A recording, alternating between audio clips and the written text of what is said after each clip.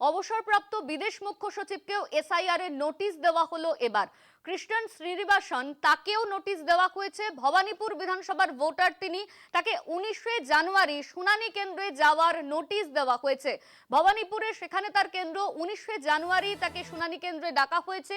ইতিমধ্যেই তাকে নোটিশ দেওয়া হয়েছে নির্বাচন কমিশনের তরফে। সেই নোটিশের ভিত্তিতে 19শে জানুয়ারি তাকে যাওয়ার কথা বলা হয়েছে। কৃষ্ণন শ্রীনিবাসন তাকেও এবার এসআইআর এর নোটিশ দেওয়া হলো। অবসরপ্রাপ্ত বিদেশ মুখ্য সচিবকেও এসআইআর এর নোটিশ। ভবানীপুরের ভোটার তিনি, 19শে জানুয়ারি তাকে ডাকা হয়েছে শুনানি কেন্দ্রে। ইতিমধ্যেই এই নোটিশ তার কাছে এসে পৌঁছেছে। অবসরপ্রাপ্ত বিদেশ সচিবকেও এসআইআর এর নোটিশ দেওয়া হলো এবার। 19শে জানুয়ারি তাকে শুনানি কেন্দ্রে যাওয়ার কথা বলা হয়েছে। আমাদের সঙ্গে ফোন লাইনে রয়েছেন আমাদের প্রতিনিধি সত্য সুন্দর ভট্টাচার্য। সত্য, এবার অবসরপ্রাপ্ত বিদেশ মুখ্য সচিবকেও এসআইআর শুনানির নোটিশ দেওয়া হলো, কি জানা যাচ্ছে এই নিয়ে?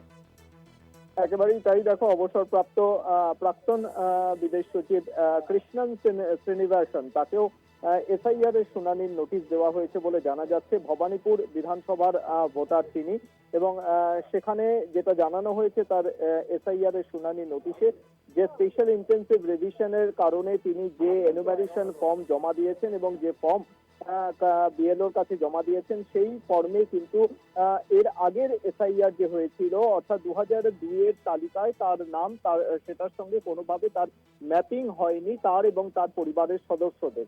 সেই ম্যাপিং না থাকার কারণেই কিন্তু তাকে শুনানিতে ডাকা হয়েছে। আগামী 19শে জানুয়ারি দুপুর 12টা থেকে 2:30টার মধ্যে নির্দিষ্ট ওই সময়ে তাকে তার নির্বাচন কমিশনের নির্দিষ্ট করা যে নথিগুলো রয়েছে সেই নথির এবং নিয়ে তাকে শুনানিতে হাজির হওয়ার জন্য বলা হয়েছে। সংশ্লিষ্ট বিএলও এমনটাই শুনানির নোটিশ তাকে পাঠিয়েছেন, এমনটাই জানা যাচ্ছে। ভবানীপুর বিধানসভার ভোটার তিনি, যথেষ্ট বয়স্ক কৃষ্ণন শ্রীনিবাসন, এবং তার পরিবারের তাদের 2002 এর যে ভোটার তালিকা তার সঙ্গে ম্যাপিং না থাকার কারণে অর্থাৎ আনম্যাপ থাকার কারণে তাকে এই শুনানিতে ডাকা হয়েছে বলে কমিশন সূত্রে জানা যাচ্ছে।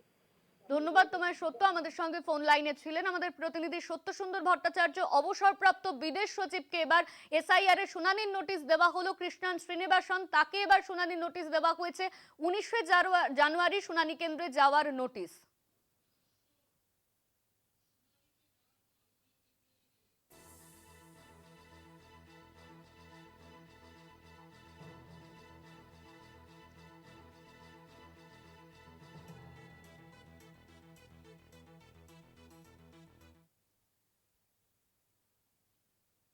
শুনানিতে ডাক ভারতীয় বিজ্ঞানীকে, হাসি মুখে তিনি শুনানিতে গেলেন। অভিজিৎ বন্দ্যোপাধ্যায় তাকে ডাকা হয়েছে, তিনি হাসি মুখে শুনানি কেন্দ্রে হাজির। শুনানিতে ডাক ভারতীয় বিজ্ঞানীকে, হাসি মুখে তিনি গেলেন, সেই ছবি দেখা যাচ্ছে। অভিজিৎ বন্দ্যোপাধ্যায় তাকে ডাকা হয়েছে শুনানি কেন্দ্রে। ভারতীয় বিজ্ঞানী তিনি, হাজিরা দিলেন বিজ্ঞানী সহ মা বাবা। ইতিমধ্যেই এই হাজিরার ছবি সামনে এসেছে। হাওড়ার বাসিন্দা অভিজিৎ বন্দ্যোপাধ্যায়, ভারতীয় বিজ্ঞানী, তাকে ডাকা হয়েছে শুনানি কেন্দ্রে। তিনি গিয়েছেন মা বাবা সমেত, শুনানি কেন্দ্রে তিনি গিয়েছেন। শুনানিতে ডাক ভারতীয় বিজ্ঞানী অভিজিৎ বন্দ্যোপাধ্যায়কে, হাসি মুখে শুনানি কেন্দ্রে হাজিরা।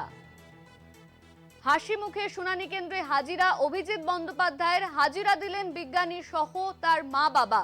হাওড়ার ভোটার তিনি, তাকে ডাকা হয়েছে। সেই ছবি আপনারা দেখতে পাচ্ছেন, হাওড়ার বাসিন্দা অভিজিৎ বন্দ্যোপাধ্যায়।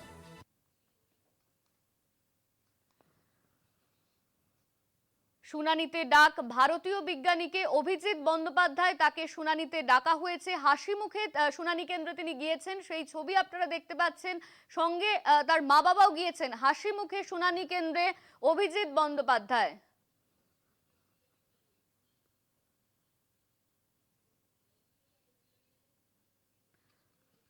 চন্দ্রযান অভিযানে গুরুত্বপূর্ণ ভূমিকা ছিল এই বিজ্ঞানীর।